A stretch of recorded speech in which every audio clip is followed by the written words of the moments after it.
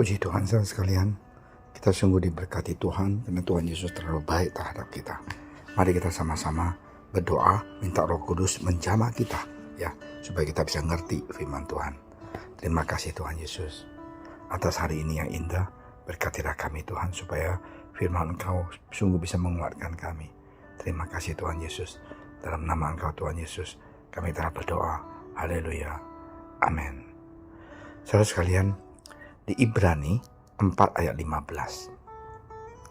Sebab imam besar yang kita punya bukanlah imam besar yang tidak dapat turut merasakan kelemahan-kelemahan kita. Sebaliknya, sama dengan kita, ia telah dicobain, hanya tidak berbuat dosa.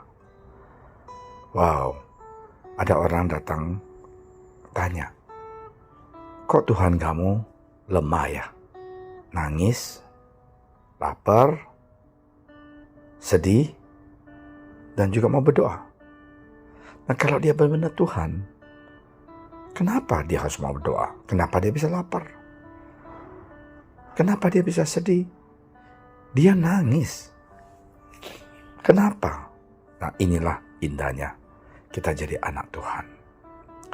Karena Tuhan yang kita sembah, Dia tahu air mata, Dia tahu kesedihan, Dia tahu dihianatin.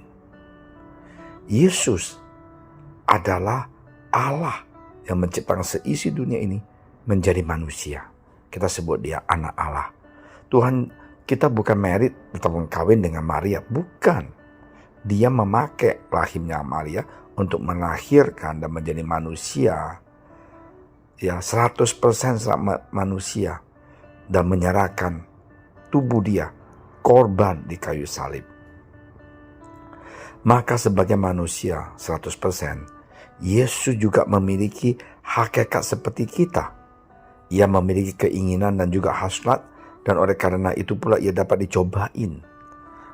Meski demikian, ia tidak pernah berbuat dosa dan tipu daya tidak ada dalam mulutnya.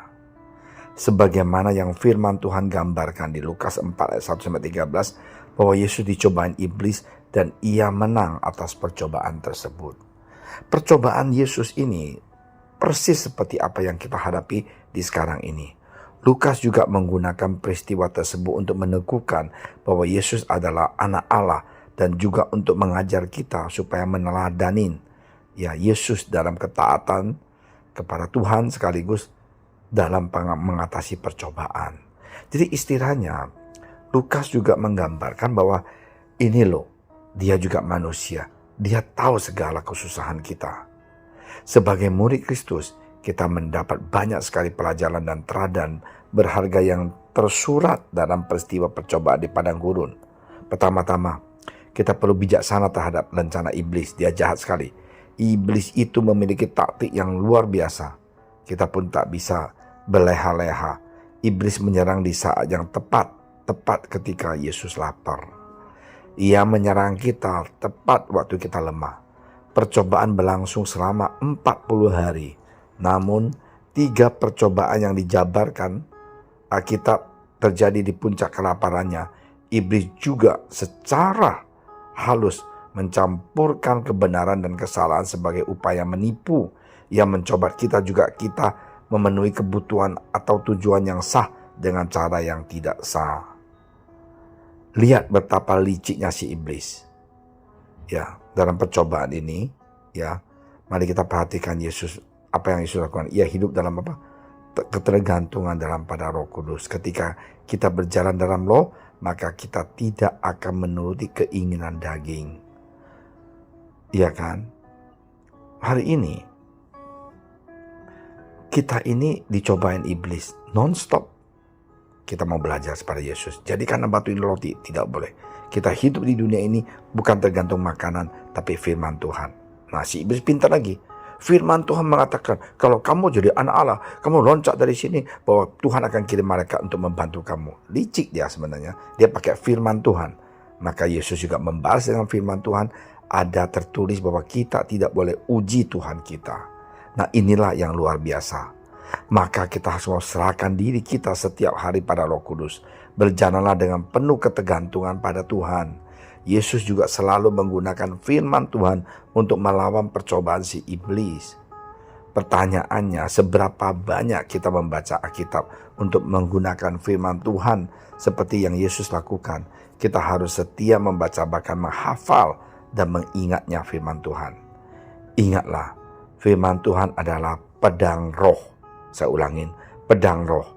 Jika kita mengaku percaya pada Kristus dan berjalan dalam kekuatannya setiap hari, percayalah kita pun dapat mengatasi percobaan. Sebab oleh karena ia sendiri telah menderita karena percobaan, maka ia dapat menolong mereka yang dicobain. Saudara sekalian, saya senang melayani Tuhan Yesus kita yang bisa nangis, yang pernah sakit hati. Nah, itulah Tuhan kita. Karena waktu kita sakit hati, kita disalahin, kita dikhianatin, kita berdoa, Dia jawab. Mari kita berdoa. Terima kasih Tuhan Yesus atas hari ini. Berkatilah kami Tuhan, supaya kami kuat di dalam Engkau, mempunyai pedang dalam roh, yaitu firman Engkau. Terima kasih ya Tuhan. Dalam nama Engkau Tuhan Yesus kami serahkan hidup kami. Haleluya. Amin.